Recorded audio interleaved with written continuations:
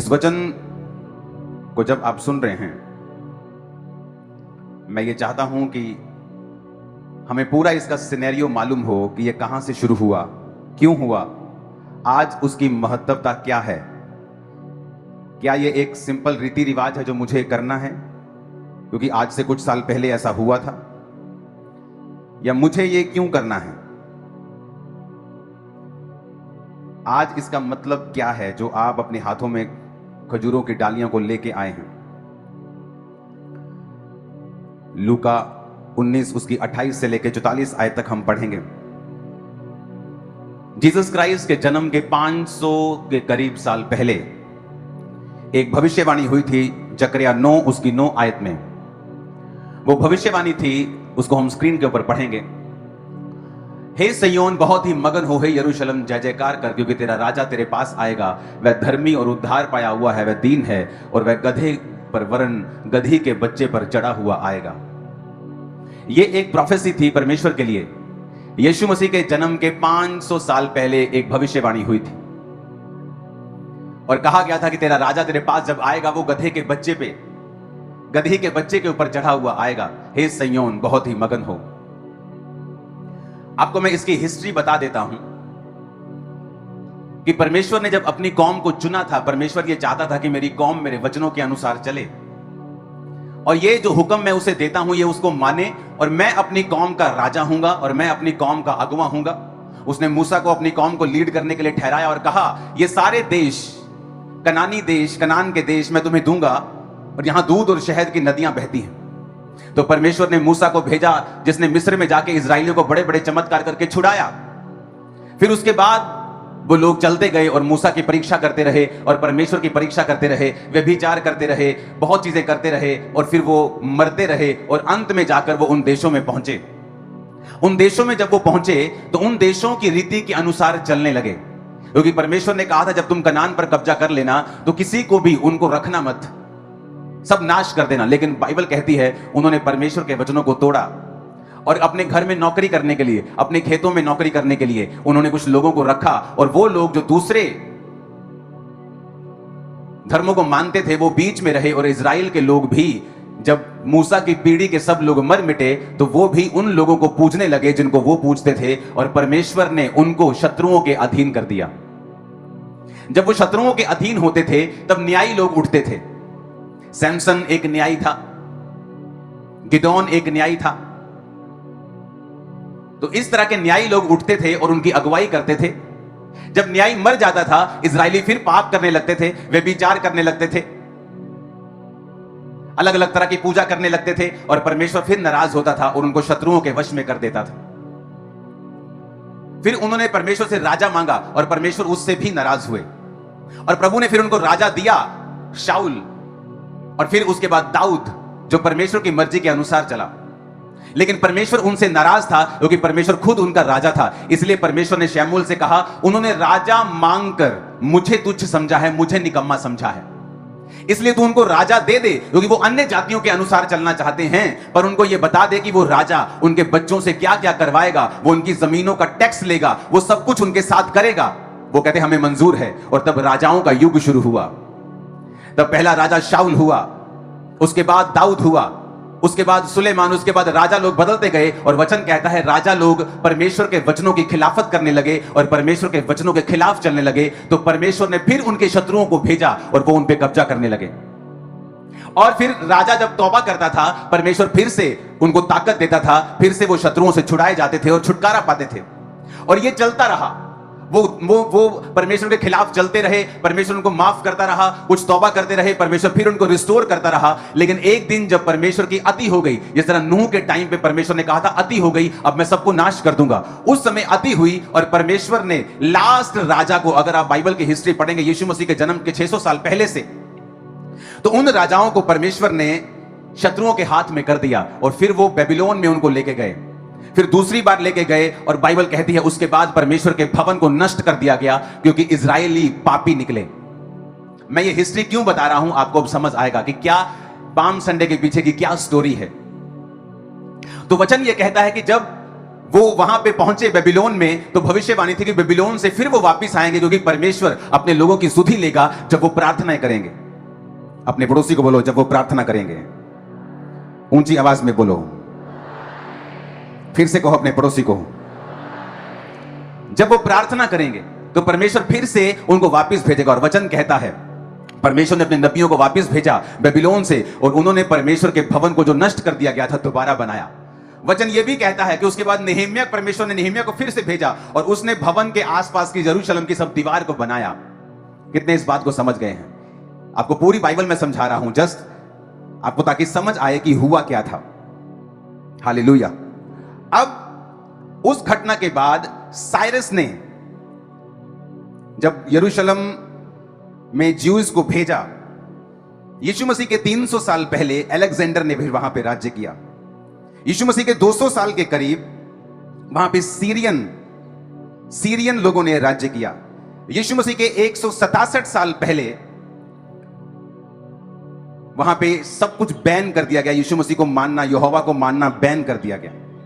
यीशु मसीह के जन्म के 165 साल पहले यहूदी लड़े और अपनी इंडिपेंडेंस को वापस लिया। अब यहां से शुरू होती है स्टोरी।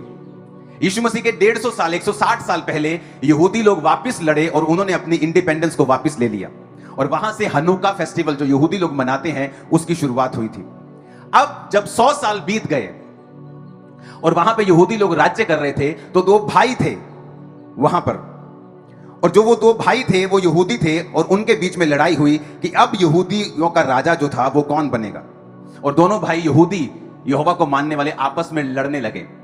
और जब वो आपस में लड़ने लगे तो जो रोमन जनरल था, पोम्पी द ग्रेट उसका नाम था, उसने उनकी लड़ाई के बारे में सुना। हालेलुया। और दोनों भाइयों ने मिस्टेक ये की कि यहोवा को मानते हुए एक अन्य जाति रोमन जनरल को कहा। दोनों भाइयों ने अपनी अपनी जगह से चिट्ठी भेजी कि हम दोनों आपस में लड़ रहे हैं, मैं राजा बनना चाहता हूं, ये राजा बनना चाहता है, तो मेरी ओर से लड़। और एक अन्य जाति राजे को अपने घर की सारी सिचुएशन बता दी। जब अन्य जाति राजे को सारी सिचुएशन मालूम हुई कि ये दो यहूदी जिन्होंने यहूदा को अभी इंडिपेंडेंस लिए, इजराइल को 100 साल हो गए थे, अब ये यहां पे लड़ाई शुरू हो चुकी, सिविल वॉर टाइप गृह युद्ध शुरू हो चुका है कि अब राजा कौन बनेगा। और उसने डिसाइड किया कि वो आएगा और कब्जा करेगा। और यीशु मसीह के जन्म के 6 दशक पहले उसने वहां पे कब्जा कर लिया। और वहां पर उस लड़ाई का फायदा उठा के कि एक भाई कह रहा है मेरी ओर से लड़, दूसरा कह रहा है मेरी ओर से लड़, और उसने दोनों के ऊपर कब्जा किया। और वहां से रोमन शासन की शुरुआत हुई, जिस शासन में प्रभु यीशु मसीह ने जन्म लिया। अब ध्यान से समझना, जब यहां पर आपको 60-70 साल हो चुके हैं रोमन शासन के अधीन, तब लोगों ने वचन को निकाला और वचन में लिखा था, देख सिय्योन मगन हो, क्योंकि जय जयकार कर, क्योंकि तेरा राजा तेरे पास आएगा। उनको मालूम था कि यह प्रोफेसी जो है अभी पूरी नहीं हुई है, क्योंकि कोई भी राजा गधी के बच्चे के ऊपर बैठकर हमारे पास नहीं आया है। उन्हें यह मालूम था कि अब हमसे गलती हो गई है कि हमने अपने दुश्मन को इनवाइट किया है, हमने एक अन्य जाति को, स्वर्गदूतों का न्याय करेंगे। हम वचन कहता है हम विश्वासी लोग स्वर्गदूतों का न्याय करेंगे। और इसलिए वचन कहता है, क्या तुम अपने झगड़ों का न्याय नहीं कर सकते हो? तुम अन्य जातियों को इनवाइट करते हो कि तुम्हारे झगड़ों का न्याय करें? क्या तुम्हें शर्म नहीं आती है? और वचन कहता है लोगों को मालूम था ये प्रोफेसी के बारे में, क्योंकि ये यीशु मसीह के जन्म के 500 साल पहले लिखी गई थी। यानी जब ये हो रहा था रोमी शासन, ये उसके 450 साल पहले की बात है कि उसने कहा था, सिय्योन बहुत ही मगन हो, हे यरूशलेम जय जयकार कर, क्योंकि तेरा राजा तेरे पास आएगा, वो धर्मी उद्धार पाया हुआ, वो दीन है, वो गधे वरण गधी के बच्चे पर चढ़ा हुआ आएगा। उनको एक आस थी, क्योंकि वो 100 साल की इंडिपेंडेंस जो उन्होंने ली थी, वो 100 साल जो उन्होंने आजादी में जिए थे, अब उनकी गलती की वजह से, उनके पाप की वजह से फिर से रोमी उन पर शासन कर रहे थे, मनमानियां कर रहे थे, मनमाने टैक्स ले रहे थे, मनमानी चीजें उनके साथ कर रहे थे। धार्मिक आजादी वहां पे खत्म हो चुकी थी। तो उनको वो प्रोफेसी याद थी कि प्रोफेसी है कि परमेश्वर अपने राजाओं, अपने राजे को भेजेगा। और इसीलिए जब प्रभु यीशु मसीह, लूका को पढ़ेंगे अब 28 आयत से, लूका 19:28 कहता है, ये कहकर वे यरूशलेम की ओर उनके आगे आगे चला। थोड़ा जल्दी जल्दी आगे आगे करना प्लीज टीम। जब वह जैतून नामक पहाड़ पर बैतफगे और बेतनिया के पास पहुंचा, तो उसने अपने चेलों में से 2 को ये कह के भेजा, ऊंची आवाज में कहो हालेलुया। कहता सामने के गांव में जाओ, उसमें पहुंचते ही एक गधी का बच्चा जिस पर कभी कोई नहीं चढ़ा, बंधा हुआ तुम्हें मिलेगा, उसे खोल कर ले आओ। जे कोई तेनू तानू पूछे वो क्यों खोल दे इनू तुही, तो उनसे कहना कि ये परमेश्वर प्रभु यीशु मसीह को चाहिए। जो भेजे गए थे उन्होंने जाकर जैसा उनसे कहा गया था वैसा ही पाया। जब वो गधे के बच्चे को खोल रहे थे तो उसके मालिकों ने कहा, क्यों खोलते हो इसे? चेलों ने कहा, प्रभु को इसका प्रयोजन है। वे उसको यीशु के पास ले आए और वे अपने कपड़े उस बच्चे पर डालकर यीशु मसीह को उस पर बिठा दिया। वह जा रहा था तो वह अपने कपड़े मार्ग में बिछाते जाते थे। निकट आते हुए जब वह जैतून पहाड़ की ढलान पर पहुंचा तो चेलों की सारी मंडली उन सामर्थ के कामों के कारण जो उन्होंने देखे थे आनंदित होकर बड़े शब्द से परमेश्वर की स्तुति करने लगे। धन्य है वो राजा जो प्रभु के नाम से आता है, स्वर्ग में शांति और आकाश मंडल में महिमा हो। तब भीड़ में से कुछ फरीसी कहने लगे, हे गुरु, अपने चेलों को डांट। उसने कहा, मैं तुमसे कहता हूं यदि वो चुप रहे तो पत्थर चिल्ला उठेंगे। जब वह निकट आया तो उस नगर को देखकर उस पर रोया और कहा, क्या ही भला होता तू ही इसी दिन कुशल की बातें जानता, परंतु अब वो तेरी बातों आंखों से छिप गई हैं। क्योंकि वो दिन तुझ पर आएंगे कि तेरे बैरी मोर्चा बांधकर तुझे घेर लेंगे, चारों ओर से तुझे दबाएंगे और तुझे और तेरे बालकों को जो तुझ में है मिट्टी में मिलाएंगे और तुझ में पत्थर पर पत्थर भी ना छोड़ेंगे, क्योंकि तूने उस अवसर को जो तुझ पर कृपा दृष्टि की गई थी ना पहचाना। अब यहां पर प्रभु यीशु मसीह ने कहा, जाओ और सामने के गांव में जाओ और वहां पे तुम चौक में जाओगे तो गधी का बच्चा है तुम्हें बंधा हुआ मिलेगा। और जब तुम उसको कुछ मत पूछना किसका बच्चा है, मालिक को मत ढूंढना, सीधा उसको खोलना शुरू कर देना। जैसे तुम खोलोगे तुम्हें लोग पूछेंगे, इस बच्चे को क्यों खोलते हो, कौन हो तुम? तो तुम उनको कह देना कि मुझे ये चाहिए बच्चा, मुझे प्रभु इसका प्रयोजन है। और जब वो गांव में पहुंचे और बच्चे को खोलने लगे, जैसे ही खोलने लगे यीशु मसीह ने जो कहा था वो पूरा हुआ और मालिक की आवाज आई, ए क्यों खोल दे इनू, और प्रभु नु चाहिए पाजी। यीशु मसीह ने भेजा सा, जाओ ले जाओ, क्योंकि वचन में लिखा था कि हे सिय्योन बहुत ही मगन हो, जय जयकार कर, क्योंकि तेरा राजा तेरे पास आएगा, गधी के बच्चे पर चढ़ा हुआ आएगा। यीशु मसीह के जन्म के 500 साल पहले यह प्रोफेसी थी और वचन कहता है जब प्रभु यीशु मसीह उस गधी के बच्चे पर चढ़े हुए यरूशलेम में प्रवेश कर रहे थे तो लोग, अब वहां पर 2 किस्म के लोग थे, याद रखना। एक वो किस्म थी जो अब तक पुराने नियम में ही जी रहे थे, जिनको यह लगता था कि अब हम फिर से आजादी को पाएंगे, अब फिर से पॉलिटिकल रिवाइवल होगा, अब फिर से हमारा राजा आया है जो हमें आजाद कर देगा, जो फिर से हमारी इंडिपेंडेंस को, हमारी आजादी को हम तक लेके आएगा और हम फिर से राज्य करेंगे। प्रभु यीशु मसीह हमारा राजा होगा। और इसलिए यीशु मसीह के चेलों की मां उनके पास आके बोलती थी, प्रभु प्रभु हम जानते हैं कि तू राजा है, इसलिए जब तू अपने राज्य में जाए तो मेरे एक बेटे को दाहिने और एक को बाहिने बिठा देना। तो प्रभु एक को फाइनेंस मिनिस्टर बना देना और एक को होम मिनिस्टर बना देना, और कोई चेला बड़ी कुर्सी पे ना बैठने पाए, मेरा एक बेटा फाइनेंस मिनिस्टर हो, वित्त मंत्री हो और दूसरा गृह मंत्री हो। क्योंकि वो लोग अभी भी पुराने नियम में जी रहे थे, क्योंकि वो प्रोफेसी आत्मिक थी जो उनको समझ नहीं आ रही थी कि सिय्योन मगन हो और जय जयकार कर। ये आत्मिक प्रोफेसी थी। और इसीलिए जब प्रभु यीशु मसीह अपने चेलों के साथ और गधी के बच्चे पर बैठे हुए आए, क्योंकि राजा जब शांति का प्रतीक देता था तो वो हमेशा गधे पर आता था, और जब उसने लड़ना होता था वो घोड़े के ऊपर आता था। हमेशा अगर आप देखेंगे तो वो घोड़े के ऊपर आता था। उस समय जो रोमी थे, जब वो उस फेस्टिवल में आते थे, वो पूरी मिलिट्री पावर को लेके आते थे और डेमोन्स्ट्रेट करते थे। जब रोमी उस फेस्टिवल में यरूशलेम में आते थे, राजा लोग आते थे, तो वो पूरी मिलिट्री के साथ धकड़ धकड़ धकड़ धकड़ पूरा डेमोन्स्ट्रेशन करते थे पावर की। जिस तरह आज डेमोन्स्ट्रेशन होती है, मेरे पास ये मिसाइल है, ये परमाणु है, ये, तो वो भी डेमोन्स्ट्रेट करते थे उन दिनों में राजा लोग, कि प्रजा को मालूम हो, इन लोगों को मालूम हो कि हम कितने पावरफुल हैं। और दूसरी तरफ प्रभु यीशु मसीह डेमोन्स्ट्रेट नहीं कर रहे थे, बल्कि गधी के बच्चे पर, कितना साइज होता है, छोटा सा होता है गधी का बच्चा, और उस पर बैठे थे और उस पर आ रहे थे, क्योंकि वो शांति का राजकुमार था, वो शांति का राजा था। वो पॉलिटिकल रिवाइवल करने नहीं आया था, वो सरकार बनाने के लिए नहीं आया था, वो एक आत्मिक राज्य को स्थापित करने के लिए आया था, आपको और मुझको पिता के साथ मिलाने के लिए आया था। वो इसीलिए आया था और लोगों को समझ नहीं आई, और आधे लोग तो उसको होशाना होशाना कह रहे थे, क्योंकि वो जानते थे कि इसने सामर्थ के काम किए हैं और यह मसीहा है। और आधे लोग होशाना होशाना कह रहे थे, क्योंकि उनको लगता था कि अब ये राजा बन जाएगा, ये भविष्यवाणी पूरी होगी, क्योंकि वचन में लिखा है कि वो राजा गधी के बच्चे पर चढ़ा हुआ आएगा। इसका मतलब यीशु मसीह राजा है और हमें इस हुकूमत से वो आजाद करवाएगा। इसीलिए जब प्रभु यीशु मसीह पकड़े गए तो वही लोग जो स्वागत कर रहे थे उनमें आधे लोग कह रहे थे नहीं, ये वो राजा नहीं हो सकता, क्योंकि अगर ये राजा होता तो इसने अपने आप को कैसे पकड़वा दिया? ये तो लड़ता, इतने सामर्थ्य काम कर सकता है, मुर्दे जिंदा कर सकता है, तो अब सामने जो इसका राजा न्याय कर रहा है उसको हार्ट अटैक क्यों नहीं कर देता? ये अपने आप को क्यों नहीं बचा लेता? अगर ये राजा है तो हमारा राजा सैमसंग देखो न्यायी कैसा था, शाऊल दाऊद कैसे राजा थे, कैसे मार देते थे। नहीं, ये हमारा राजा नहीं है। उनको नहीं मालूम था कि प्रभु यीशु मसीह ने कहा था कि मेरा राज्य यहां का नहीं है, मेरा राज्य धरती का नहीं है।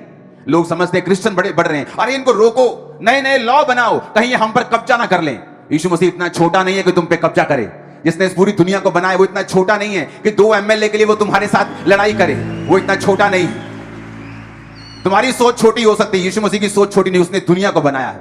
ऐसे ग्रह बनाए हैं जो पूरे के पूरे हीरे के हैं। ये मैं नहीं कह रहा हूं, ये साइंस कह रही है। ऐसे ग्रह हैं हमारे प्लेनेट पे जहां हीरो की बारिश होती है, रियल हीरो की बारिश होती है। वो परमेश्वर जिसके लिए हीरे, चांदी, सोना किणकों के समान है, झाड़ू ऐसे खिलाड़ दो तो कितने खरब के हीरे वहां पे निकल आएंगे। वो परमेश्वर, क्या आपको लगता है कि वो किसी पॉलिटिक्स को करने के लिए दुनिया में आया? क्या आपको लगता है कि वो किसी के धर्म को बदलने के लिए आया, किसी कुछ खास करने के लिए वो इंडिया में आया? नहीं, ऐसा नहीं है। यीशु मसीह ने कहा मेरा राज्य ऊपर का है। आज से कुछ महीने पहले साइंस ने एक नई डिस्कवरी की। वो जब माउंट एवरेस्ट के ऊपर अपनी डिस्कवरी कर रहे थे और अपनी जांच कर रहे थे, उन्हें सी फॉसिल्स मिले, यानी वो जीवाश्म मिले जो समुद्र में मिलते हैं। बहुत हैरान हुए वैज्ञानिक कि समुद्र में हमें सी फॉसिल्स क्यों मिल रहे हैं, माउंट एवरेस्ट में सी फॉसिल्स क्यों मिल रहे हैं। मैंने कहा तुम लोग हैरान हो रहे हो, हम हैरान नहीं हैं, क्योंकि बाइबल की पहली पुस्तक के ही 7वीं 8वीं लाइन में लिखा है, परमेश्वर ने कहा पानियों को कि वो अलग हो जाएं, तब वो पानी अलग हो गए और पहाड़ बाहर आ गए, पृथ्वी बाहर आ गई, क्योंकि वो सब कुछ पानी के नीचे था। तुम्हें वो जीवाश्म मिलेंगे ही मिलेंगे, क्योंकि ये बाइबल की 8वीं लाइन में लिखा है। तुम हैरान हो गए, अभी तो 8वीं लाइन पढ़ी है तुमने, जब पूरी पढ़ लोगे ना यीशु मसीह के चेले बन जाओगे, मैं को गारंटी देता हूं। अभी तो 8वीं लाइन पढ़ी है। हमारे पास ऐसी साइंस आ चुकी है जो कितने लाइट ईयर्स का मतलब है करोड़ों किलोमीटर, जिनके बनाए हुए यंत्र जा चुके हैं। कोई 40 साल से, कोई 30 साल से ट्रेवल कर रहा है और एक भी जगह उनको अभी तक नहीं मिली जहां मनुष्यों के जैसा कोई भी जीव रहता हो। एक भी जगह अब तक नहीं मिली। बातें ही होती हैं जिस तरह धर्म परिवर्तन हो रहा है, और साबित एक भी नहीं हुआ। एलियन आ गए, एलियन का शिप दिखा, एलियन वहां मौजूद है, अमेरिका में मौजूद है। सब बकवास बातें हैं, कोई प्रूफ नहीं। चाहे 10,000 पिक्चर्स बनी हैं एलियंस के ऊपर, लेकिन साइंस कहती है जैसे जैसे हम आगे जा रहे हैं, हर खंडर की तरह हैं सब ग्रह, किसी पे जीवन नहीं है। और यीशु मसीह ने क्या कहा था? पृथ्वी बेडौल और सुनसान थी उन्हीं ग्रहों की तरह। तो परमेश्वर ने कहा उजाला हो जाए, ज्योतियां बन जाएं, जीव आ जाएं, मिट्टी में से पौधे उगें, समुद्र, सब कुछ बनाया और जीव जंतु बनाए। अपना सांस मनुष्य के अंदर फूका और मनुष्य को बनाया। क्या दुनिया में कोई ऐसा आपको मिलेगा बाइबल के जैसा जो इतनी क्लैरिटी रखता हो शुरू से लेके अंत तक? मैंने आपको जो स्टोरी सुनाई है वो मूसा की है। मूसा से पहले जब वो 400 साल इजरायली मिस्र में रहे, नूह की संतान, नूह से पहले सब लोग मर गए।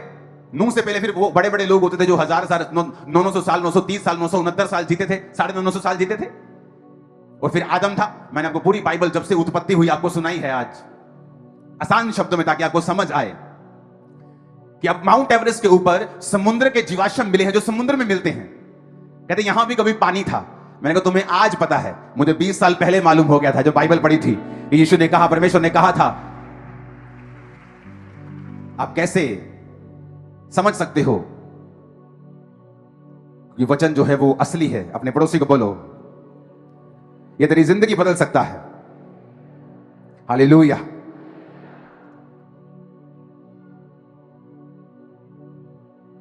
लिखा 7 आयत में परमेश्वर ने एक अंतर बनाकर नीचे के जल और ऊपर के जल को अलग अलग किया। 6 आयत में लिखा जल के बीच ऐसा अंतर हो जाए कि जल 2 भाग हो जाए। समुद्र बनाया। हालेलुया।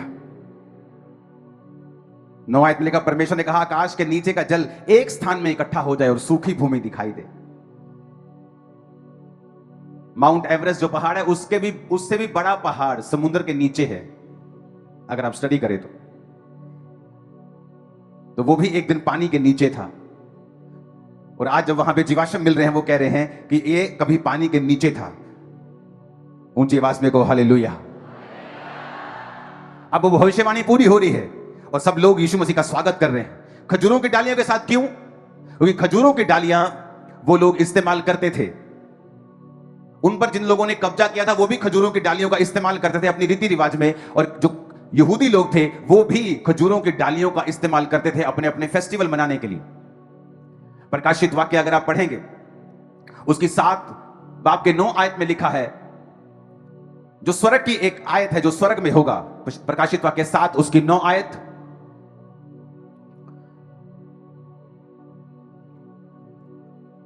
उसमें लिखा है आकाश, इसके बाद मैंने दृष्टि की, देखो हर जाति, कुल, लोग और भाषा में से एक बड़ी भीड़ जिसे कोई गिन नहीं सकता। अपने पड़ोसी को बोलो, इसके बाद मैंने दृष्टि की और देखो हर एक जाति, कुल, लोग और भाषा में से एक बड़ी भीड़ जिसे कोई गिन नहीं सकता, श्वेत वस्त्र पहने और अपने हाथों में खजूर की डालियां लिए हुए, सिंहासन के सामने, मेमने के सामने खड़ी है। स्वर्ग में भी खजूर की डालियां। खजूर का मतलब है एक ऐसा पेड़ जो विषम परिस्थितियों में भी, जो रेत में भी आपको फल दे सकता है और सूखता नहीं है, जिसको बाहरी वातावरण की जरूरत नहीं है, वो लड़ सकता है, वो फल दे सकता है, वो हरा भरा भी रह सकता है। और यीशु मसीह जब आ रहे थे तो लोग कई तो ये सोच रहे थे कि ये हमारा राजा है, ये पॉलिटिकल रिवाइवल ला देगा, और कुछ लोगों को पता था क्योंकि वो जानते थे कि इसने सामर्थ्य काम किए हैं, ये परमेश्वर का राजा है, ये परमेश्वर का बेटा है, ये आत्मिक राज्य को स्थापित करने के लिए आया है। नहीं तो ऐसा नहीं हो सकता कि एक बार आपके साथ बड़ी भीड़ हो और दूसरे शुक्रवार ही, अगले शुक्रवार ही वो चिल्ला रही हो आधे लोग कि इसे क्रूज पर चढ़ाओ, क्योंकि उन्हें लगता था कि नहीं ये फ्रॉड हुआ है हमारे साथ, अगर ये राजा होता तो लड़ा क्यों नहीं। क्योंकि अब यीशु मसीह वो लड़ने के लिए नहीं आए थे, अब वो बचाने के लिए आए थे। जिन लोगों को लगता है कि क्रिश्चियनिटी ये बढ़ रही है, ये लोग हम पे कब्जा कर लेंगे, तो यीशु मसीह इतने छोटे नहीं हैं कि वो इतनी छोटी सोच रखे, ना ही उसके आत्मिक लोग इतनी छोटी सोच रखते हैं। क्योंकि हमारा राज्य यहां का नहीं, यीशु ने कहा मेरा राज्य वहां का है। और उसने कहा कि जाओ और इस राज्य के बारे में, पिता के राज्य के बारे में, स्वर्ग के राज्य के बारे में, किंगडम के बारे में बताओ, लोगों को समझाओ कि अब तुम अगर स्वर्ग राज्य में प्रवेश करना चाहते हो तो तौबा करो और बपतिस्मा लो, क्योंकि मेरा राज्य वहां का है। वहां क्या है? वहां अंधेरा नहीं है, बीमारियां नहीं है, स्वर्ग में रोना नहीं है, रिजेक्शन नहीं है, कमी नहीं है, गरीबी नहीं है, दुख नहीं है, डिप्रेशन नहीं है, बोझ नहीं है, आनंद है, शांति है, अंधेरा नहीं है, उजाला है। हर वक्त परमेश्वर के दीदार है, परमेश्वर के दर्शन वहां होंगे, प्रभु की सेवा हम वहां करेंगे। परमेश्वर ने कहा जाओ और लोगों को इस बारे में बताओ कि मैं तुम्हें बचाने के लिए आया हूं, तुम्हें चंगा करने के लिए आया हूं, तुम्हें आजाद करने के लिए आया हूं, तुम्हें आंखें देने के लिए आया हूं, कोढ़ियों को शुद्ध करने के लिए आया हूं, और यही मेरा राज्य है। कुछ लोगों को निराशा हुई, यहूदा को भी निराशा हुई कि सब कुछ बना बनाया पड़ा है सामने, लोग परमेश्वर के साथ हैं, पैसा परमेश्वर के पास है, पता नहीं है क्यों नहीं राजा बनना चाहता है, पता नहीं इसको क्या आत्मिक पड़ी है। दाऊद भी तो आत्मिक था, नेहम्याह भी तो आत्मिक था, ये क्यों ऐसी बातें कर रहा है, क्यों नहीं फायदा उठा रहा, क्यों नहीं लोगों की सेंटीमेंट को समझ रहा, क्यों प्रोफेसी की ओर ध्यान नहीं दे रहा कि हमारा राजा गधी के बच्चे पे बैठकर आएगा, ये लगता है इसको कुछ करना ही पड़ेगा। और गया और 30 सिक्कों में जाके परमेश्वर को बेच दिया और कहा जिसको मैं चूम लूंगा आकर उसी को पकड़ लेना, क्योंकि वही मसीहा होगा। लेकिन यीशु मसीह एक बड़े मकसद से दुनिया में आए थे। उनका मकसद पॉलिटिकल रिवाइवल करना बिल्कुल नहीं था, उनका मकसद सिर्फ इजराइल को छुड़ाना नहीं था, उसका मकसद मुझे और आपको छुड़ाना था जो इजराइल से दूर रहते हैं। अन्य जातियों तक परमेश्वर की महिमा का सुसमाचार पहुंचे, नहीं तो क्या होता, लोगों को उद्धार सिर्फ यहूदियों को मिलता, अन्य जातियों को उद्धार मिलता ही नहीं। क्योंकि फिर से एक राजा खड़ा होता, फिर से इजराइल स्वतंत्र हो जाता, फिर से वो अपना अपना महिमा करते, प्रभु को मानते, लेकिन अन्य जातियों तक सुसमाचार कभी ना पहुंचता। इसलिए प्रभु यीशु मसीह ने कहा जो मैं कर रहा हूं वो तुम अभी नहीं समझ रहे हो, लेकिन बाद में तुम लोग इसे समझोगे, क्योंकि पवित्र आत्मा तुम्हें समझाएगा कि मैं पॉलिटिकल रिवाइवल करने नहीं आया था, मैं धरती का राज्य स्थापित करने नहीं आया था, अब्राहम की कृपा अन्य जातियों तक पहुंचे, मैं इसीलिए आया था। अब्राहम की आशीष अन्य जातियों तक कैसे पहुंचे, वो कृपा जो उस पे हुई वो कैसे ट्रांसफर होगी, क्योंकि वो तो उसी जाति में ट्रांसफर होती जाएगी। क्योंकि जब आज आप और मैं यीशु मसीह को अपना उद्धारकर्ता ग्रहण करते हैं तो लिखा अब्राहम की आशीष जो प्रभु ने उसको कही थी वो हमारे जीवन में भी आती है, क्योंकि हम यीशु की संतान बनते हैं और यीशु मसीह अब्राहम की संतान में से थे। तो यीशु मसीह के दिमाग में बड़ा मकसद था। एक बड़ा विजन था, एक बड़ा दर्शन था, जो उस समय के लोग, बुद्धिमान लोग, पॉलिटिकल रिवाइवल सोचने वाले, अपने देश का फायदा सोचने वाले लोग यीशु मसीह को समझ नहीं पाए। वो चाहते थे कि वो पॉलिटिकल हो, वो कुछ रिवाइवल करे, लेकिन यीशु मसीह का मालूम था कि मेरा राज्य यहां का नहीं है, मैं कृपा प्रभु की अन्य जातियों तक पहुंचाना चाहता हूं। आज बहुत कमी है ज्ञान की लोगों के अंदर। जब पंजाब में आज से कुछ साल पहले बहुत ही बकवास बातें की गई, अंग्रेज आए, क्रिश्चियनिटी ले आए, अंग्रेज आए, हमारे राजे को उठा के ले गए, जबकि इंडिया में क्रिश्चियनिटी 2000 साल पहले आई थी। यीशु मसीह का असली चेला थोमा केरल के तट के ऊपर आया था और वहीं शहीद हुआ। तमिलनाडु में उसका वो सारी चर्च बनी है। सुनो, 2000 साल पहले। अपने पड़ोसी को बोलो 2000 साल पहले। और आप हैरान होंगे कि इंग्लैंड में कब क्रिश्चियनिटी आई। अपने पड़ोसी को बोलो कब आई। आप हैरान होंगे कि इंग्लैंड में क्रिश्चियनिटी इंडिया के बाद आई, अमेरिका में कई सदियों के बाद आई। मैं इंग्लैंड में था और मेरा एक गोरा, ब्रिटिश गोरा, प्रॉपर गोरा मेरा दोस्त है और उसकी माता जी यीशु मसीह के बारे में नहीं जानती थी। हमें लगता है कि गोरे क्रिश्चियन हैं, ये क्रिश्चियनिटी लेके आए। अगर आप इतिहास पढ़ेंगे तो गांधी जी के साथ बहुत से स्वतंत्रता सेनानी थे जो क्रिश्चियंस थे। अंग्रेजों का विरोध मिशनरीज ने किया था, ये कहकर कि तुम लोग क्रिश्चियन कहलवाते हो अपने आप को, लेकिन तुम असली क्रिश्चियन नहीं हो। और उन्होंने, मिशनरीज ने अंग्रेजों का विरोध किया था, प्रार्थनाएं की थी। क्रिश्चियनिटी इंडिया में पहली सदी में ही आ गई थी और वहां से वो तमिलनाडु और केरल और वहां के तट में लोगों ने परमेश्वर को समझा कि प्रभु यीशु मसीह वाकई में उद्धार देने के लिए, ये कोई नया धर्म नहीं है, ये परमेश्वर की बात हो रही है। जिस परमेश्वर ने हमें बनाया है, जिसने सारी दुनिया को, यूनिवर्स को बनाया है, उस परमेश्वर की बात हो रही है। आप इमेजिन करो, अमेरिका में कई सदियों के बाद क्रिश्चियनिटी आई, इंग्लैंड में कई सदियों के बाद, जब भारत में आई तो इंग्लैंड में कई सदियों के बाद आई। ताकि प्रभु यीशु मसीह ने कहा था, मैं वो पॉलिटिकल साम्राज्य स्थापित करने के लिए नहीं आया। अगर यीशु मसीह राजा बन जाता तो कौन केरल के तट पे आता? मैं भी मर जाता अपनी बीमारी और नशों में, और आप भी। और इसीलिए लोग जब परमेश्वर का वेलकम कर रहे थे और जब उनको वो फायदा नजर नहीं आया, शुक्रवार कह रहे थे इसको क्रूस पे चढ़ाओ, इसको क्रूस पे चढ़ाओ। और जो लोग परमेश्वर की सच्चाई को जानते थे, वो जानते थे कि प्रभु यीशु मसीह ये राजा नहीं है, वो हमारा असली वाला राजा है। ये छोटे वाला राजा नहीं है, ये बड़े वाला राजा है, राजाओं का राजा है, सर्वशक्तिमान परमेश्वर। आज जब ये वचन सुनने के बाद आप यीशु मसीह का स्वागत करेंगे तो उससे कहें कि मैं अपने दिल में तेरा स्वागत करता हूं, उस राजा के रूप में जो हेवनली है, जो स्वर्गीय है।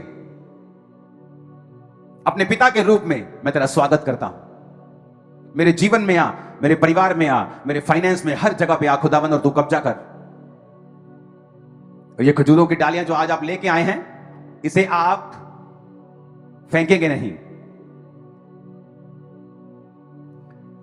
इसे आप फ्रेम करा के रखेंगे अगले साल तक। और ये जब फ्रेम में रहेंगी तो हमेशा हमारी आंखों के सामने रहेंगी कि मैंने जीसस को अपने दिल में बसाया है, मैंने उसका स्वागत किया है। खजूर देख के, डालियां देख के आपको मालूम होगा कि कुछ भी परिस्थिति हो, आसपास रेत हो, धूप हो, तूफान हो, आपको फलने से कोई दुनिया की ताकत रोक नहीं सकती। आप जब खजूर की डाली को देखेंगे, आपको हमेशा परमेश्वर की प्रेजेंस के बारे में मालूम होगा कि ये वही राजा है जो मेरे लिए आया था ताकि मैं पापों से छुड़ा लिया जाऊं। उसने उन लोगों को नाराज कर दिया जो इसको असली वाला राजा, जो दुनिया का राजा, नकली वाला राजा बनाना चाहते हैं, असली वाले राजा से छोड़ के, क्योंकि मैं बचाया जाऊं, अन्य जाति लोग बचाए जाएं, वो चंगे हों, आजाद हो, यीशु मसीह को मान सकें।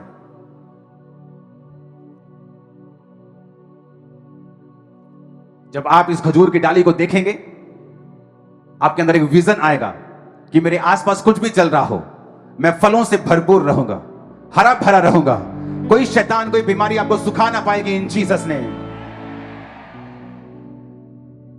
फिर अगला साल आएगा, इसको चेंज कर देंगे, अगले साल वाली डाल देंगे, और ये हमारी आंखों के सामने हमेशा रहेगी कि खजूर की डाली का मतलब क्या है।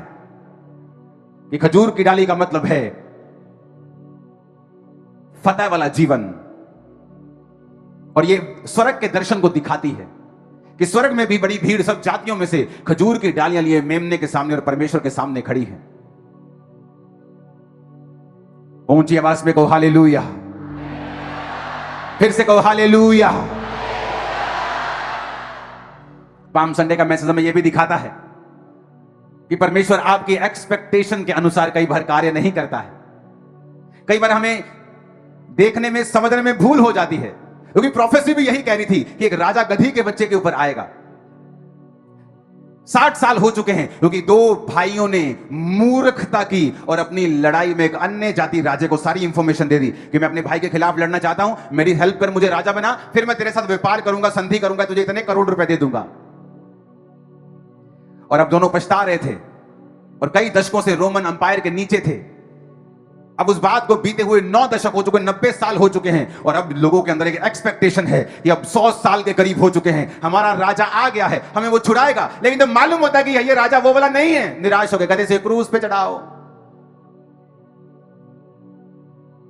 अच्छा चर्च में जाएंगे, अच्छा कारोबार मिलेगा, 3 लाख मिलेगा, 20 लाख मिलेगा, अच्छा चर्च में तो कुछ मिल नहीं रहा। एक्सपेक्टेशन। अभी तक चंगे नहीं हुए हम, अभी तक तो परमेश्वर ने काम नहीं किया, क्योंकि कई बार आप अपनी बुद्धि से अपनी टाइमलाइन के हिसाब से करते हैं, और परमेश्वर की जो टाइमलाइन है वो बड़ी अजीब है, बड़ी बड़ी शानदार है, और कई बार ह्यूमन अंडरस्टैंडिंग में नहीं आती। मेरी प्रार्थनाओं का उत्तर अगर प्रभु सुन लेता और जवाब दे देता 2005 में, आज मैं इस जगह के ऊपर सेवा नहीं कर रहा होता, मैं आपको गारंटी देता हूं। मैं पास्टर ही होता, लेकिन कहीं और होता, एक बहुत छोटे दायरे में होता, अगर परमेश्वर मेरी प्रार्थना का उत्तर दे देता। और अगर मैं परमेश्वर की आवाज ना सुनता और यह सोचता कि परमेश्वर देरी कर रहा है, परमेश्वर लेट कर रहा है, अब उसको मेरा यह काम कर देना चाहिए, जिस तरह उन लोगों ने एक्सपेक्टेशन रखी कि अब यरूशलेम में हो गया, बोले बोले बोले बोले बोले वो सारे परमेश्वर के पीछे वो तेरी दी, वो बड़ी बड़ी भीड़, आज रात को अनाउंस हो जाएगा यीशु मसीह हमारा राजा, मुझे ऐसा लगता है। लेकिन एक्सपेक्टेशन से परे काम हुआ।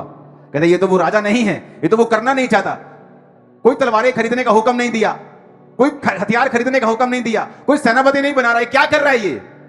क्योंकि परमेश्वर कई बार आपके अनुसार काम नहीं करता। कि अब मैं 32 साल का हो गया हूं, अब मेरा ये 12वां चांस है वीजा का, अब की बार अगर नहीं आया तो स्टडी कहती मैं अमेरिका कभी नहीं जा सकता, और फिर नहीं आया, ओ गॉड अभी भी नहीं आया, मुझे लगता है परमेश्वर मेरे साथ नहीं, प्रभु तुझे अब मेरा ये काम कर देना चाहिए था, अब नहीं किया ना तो कोई फायदा नहीं। लेकिन परमेश्वर ने उससे बेहतर आपके लिए सोचा होता है।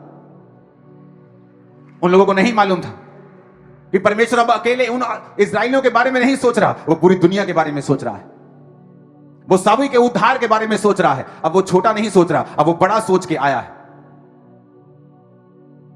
कई बार परमेश्वर आपके टाइमलाइन के हिसाब से काम नहीं करता। जब आपको चीज चाहिए होती है और आपको लगता है कि it is the right time, वो नहीं करता है, क्योंकि आपका राइट टाइम रॉन्ग हो सकता है, परमेश्वर का राइट टाइम हमेशा राइट और कभी रॉन्ग नहीं होता। जीसस कभी फेल नहीं होते, कभी रॉन्ग नहीं होते, कभी लेट नहीं होते, कभी सोते नहीं, कभी उंगलाते नहीं। इसलिए एलिय्याह ने कहा था अपने परमेश्वर को पुकारो, शायद वो सो रहा होगा, लेकिन मेरा परमेश्वर सोता नहीं है, वो उंगलाता नहीं। उसको मालूम है आपकी लाइफ के टाइमलाइन के बारे में, कब क्या आपको देना है, बशर्ते कि आप लोग उस टाइमलाइन के हिसाब में, परमेश्वर के हिसाब में, बिना पाप के और पवित्रताई में और परमेश्वर को पुकारते हुए विश्वास में अपना जीवन बिता रहे हो, देन नथिंग इज लेट। कुछ भी फिर लेट नहीं है। अगर आप प्रभु की टाइमलाइन के हिसाब से चल रहे हैं, क्योंकि आप प्रार्थना में हैं, पवित्रताई में हैं, तो कुछ भी लेट नहीं है। Everything is on time. आपको नजर आएगा, आपको दिखेगा, आपको मिलेगा, आप वहां वही करोगे, समय आएगा यीशु मसीह के नाम में। वो समय हो सकता है जब आप आंसू बहाएं, क्योंकि आपकी एक्सपेक्टेशन पूरी नहीं हुई। आप प्रभु में गुस्सा करते हुए लोग क्रूस पे चढ़ाओ, क्योंकि ये हमें धोखा दिया है, हमें तो कहता था कि ये राजा है, फिर क्यों अनाउंस नहीं किया, क्यों अपने आप को पकड़वा दिया इतनी आसानी से, थोड़े से सिपाही पकड़ने के लिए क्यों नहीं मारा उनको। आपकी एक्सपेक्टेशन, आपकी आस गलत हो सकती है। परमेश्वर की योजना कभी गलत नहीं होती। उसको समय दें, उसको मौका दें, बने रहें, खड़े रहें, प्रार्थना करते रहें, वफादार रहें परमेश्वर के साथ, क्योंकि ऐसे दिन आएंगे जब आप इमोशनली ड्रेन हो जाएंगे, डाउन हो जाएंगे, शरीर से, ब्रेन से, पैसों से, परीक्षाओं से शैतान आपको बहकाएगा, लेकिन वो समय होगा अड़े और खड़े रहने का, ये समझने का कि परमेश्वर कभी भी अपने प्लान से पीछे नहीं हटता है। और जो मैं सोच रहा हूं कि प्रभु को ऐसा करना चाहिए, परमेश्वर के पास उससे बेटर प्लान है। अपने पड़ोसी को बोलो, परमेश्वर के पास तेरे लिए एक बेटर प्लान है जो तू नहीं समझता, लेकिन आने वाले दिनों में तू समझेगा, क्योंकि वो बरकत, वो आशीष तेरे जीवन के ऊपर होगी और उससे कहीं ज्यादा होगी जो तूने सोची थी। आमीन बोल दो, ये भविष्यवाणी पूरी होगी 100%। आमीन बोल दो 7 बार 6 बार, और ये भविष्यवाणी पूरी होगी।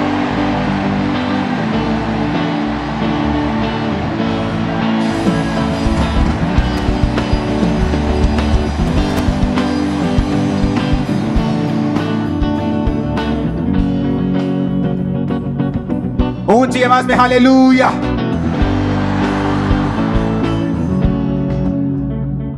मेरा विश्वास है कि आज आप पाम संडे के मैसेज को समझ गए होंगे कि यह क्यों हुआ था, उस समय इजराइल कौन सी स्थिति में था, पॉलिटिकली, स्पिरिचुअली।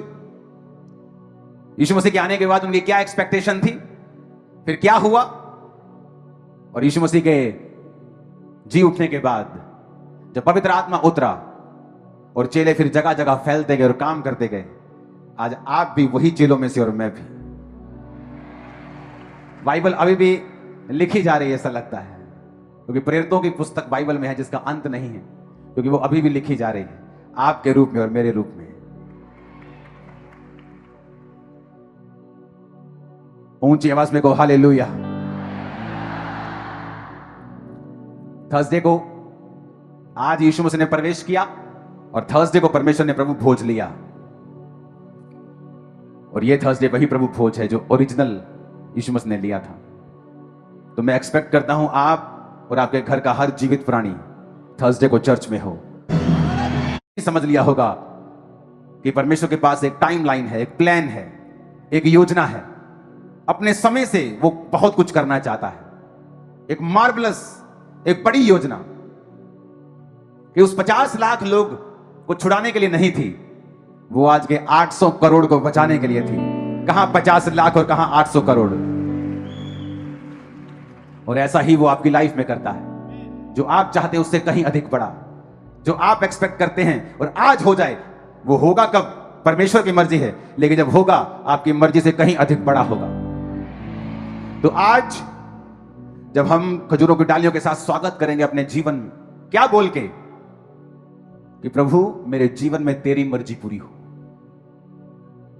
तेरी टाइमलाइन के हिसाब से हो, मैं अपने जीवन में तेरा स्वागत करता हूं। इसका मतलब क्या है कि अब तू जो भी करे मैं तेरे साथ हूं, जब करे मैं तेरे साथ हूं, जैसे भी करे मैं तेरे साथ हूं और वफादार रहूंगा तेरे साथ। यह है रियल पाम संडे का मैसेज। जब ये पाम की खजूरें की डाली आपके घर में होगी, आप इसे कहीं भी कोने में रख सकते हैं, ये उससे अधिक बड़ा सोचता है प्रभु। मैं फलूंगा, मैं फूलूंगा, कोई भी परिस्थिति हो मुझे गिरा नहीं पाएगी। और आज का मैसेज आपको याद आता रहेगा, God's time is the best time, best time. God's plans are the best time, God's time is the best time. आप जब दुखी होते हैं, निराश होते हैं, जाएं उसकी हजूरी में बैठें, प्रार्थना करें, वो आपके बोझ को खत्म कर देगा। इंसानों से एक्सपेक्ट ना करें, परमेश्वर से रखें और जाएं उसकी हजूरी में, वो सब कुछ करेगा। उठाओ अपने हाथों को।